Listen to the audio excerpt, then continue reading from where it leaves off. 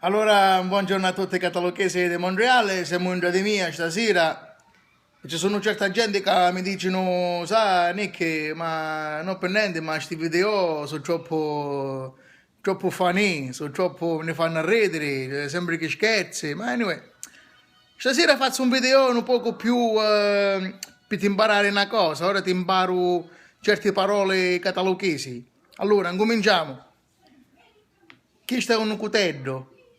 Questo è un cutello. Cortello, cutello. Questo qua è un cicarone. In catalogese diciamo cicarone.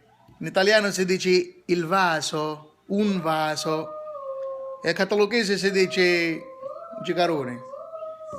E questo qua, vedi questo che è che?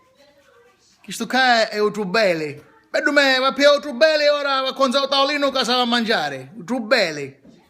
In italiano si dice sopra tavola, ma in siciliano si dice trubele. Allora, questa è stata la piccola lezione catalogese di oggi.